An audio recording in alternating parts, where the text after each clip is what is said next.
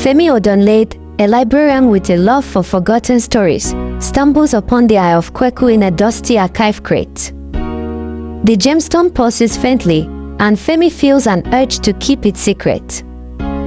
That night, Mama Zuri visits, warning him of its danger. The eye bends wheels, amplifying ambition until it consumes. She reveals that Lola Adebayo, Zaluna's media tycoon, seeks it to dominate the city's minds. Femi, overwhelmed, doubts he's the right person to protect it. Zuri insists he's chosen, not by chance, but by his heart's quiet strength.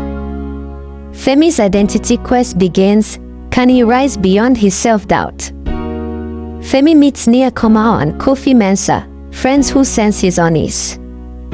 As they weave through stalls of Kent cloth and tech gadgets, Femi notices a man trailing them, Smokey Ibrahim, a wiry hustler with haunted eyes.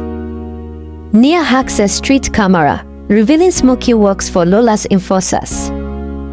They confront him, but Smokey pleads he's only a scout, drawn to the ice pole. Femi, torn between fear and pity, lets him go. The encounter forces Femi to question his instincts. Is he too trusting?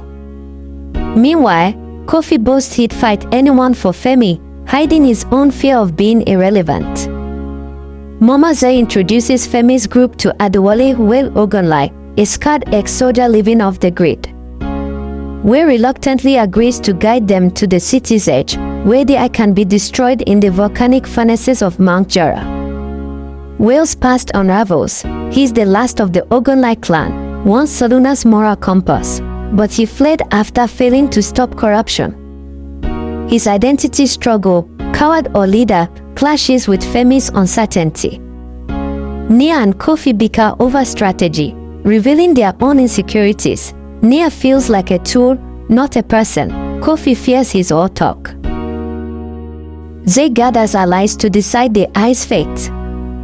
Community leaders argue, some want to use the eye against Lola, others fear its corruption. Femi, clutching the gem, feels it hum, whispering power. He stammers he'll carry it to Mount Jara, though he doesn't know how. Wale, Nia, and Kofi vow to join him, each hiding personal motives. Wale for redemption, Nia for purpose, Kofi for glory. Smokey lurks outside, eavesdropping, his loyalty split between Lola's promises and Femi's kindness. The group's unity is fragile, but their shared resolve marks a step in defining who they are together. The group travels toward Mount Jara, but Smokey betrays them, tipping off Lola's drones. A chase erupts across the skyway's neon-lit tracks. Nia hacks the train's controls, Kofi fights off thugs with a makeshift bat, and Wale's combat skills shine, but he hesitates to lead. Femi nearly loses the eye when Smokey grabs it, only for Smokey to falter, torn by guilt. He flees, leaving Femi shaken. The betrayal forces Femi to confront his naivety, while Wale's reluctance sparks tension. Can they trust a leader who doubts himself? Nia and Kofi bond, hinting at their growing reliance on each other. Hiding in the grove, the group rests. Mama Zuri shares the eye's origin, crafted by Kweku, a trickster spirit, to test humanity's soul. Femi dreams of Lola's voice offering power, waking to find they are heavier. Wale opens up about his family's fall, admitting he fears leading only to fail. Nia reveals she hacks to feel in control, not free. Kofi confesses his music hides his fear of being ordinary. Their vulnerability strengthens their bond, but Femi feels isolated, the eye pulling him inward. He wonders, is he still himself, or is the eye reshaping him? To slow her pursuit. Nia's hacking falters under pressure, forcing her to trust her instinct over code. Kofi's charm distracts guards, proving his worth beyond bravado. Wale takes command during a firefight, his leadership emerging despite doubts. Femi, however, feels the ice pool intensify near Lola's propaganda screens, tempting him to use it to expose her. He resists, but the effort leaves him drained, questioning if he's strong enough. Smokey watches from afar, torn between wanting Lola and helping Femi. The group reaches the furnaces, a hellscape of heat and smoke. Lola's forces close in, led by Smokey, who's promised freedom for their eye. In a confrontation, Smokey turns on Lola's men, saving Femi but stealing their eye.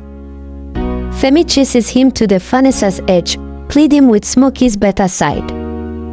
Smokey nearly throws the eye in but succumbs to its lure, attacking Femi. Kofi and Nia intervene, and Wale subdues Smokey, who escapes, weeping.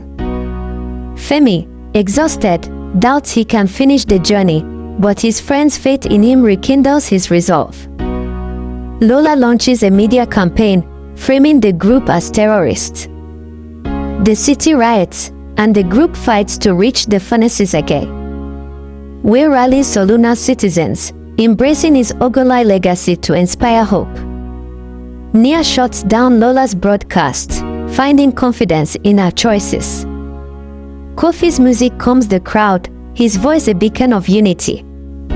Femi, carrying the eye alone, feels it whisper his fears, he's nothing without it. At the furnace, he hesitates, tempted to keep it. His identity hangs in the balance. Will he define himself, or let the eye do it? Femi stands at the furnace's heart, the eye screaming in his mind. Smokey returns, broken but pleading to help. Together, they wrestle with the eye's pull. Femi nearly claims it, envisioning a perfect Zaluna under his control.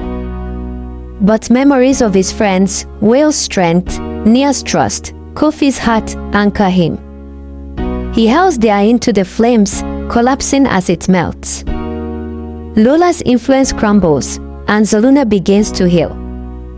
Femi, Wale, Nia, and Kofi emerge changed, Femi as a quiet hero, Wale as a leader, Nia as a visionary, Kofi as a true voice. Smokey vanishes, his fate uncertain but his spark of redemption alive. Femi reflects, identity isn't found, it's made.